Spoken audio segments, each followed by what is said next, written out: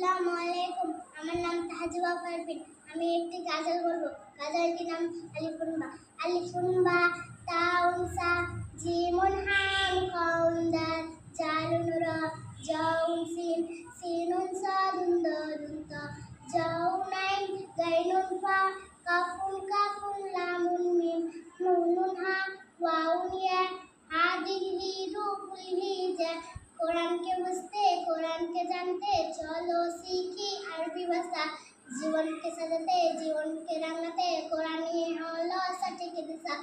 এসো শিখি আরবি ভাষা, এসো শিখি আরবি ভাষা। সহজ সরল ছন্দ শুনে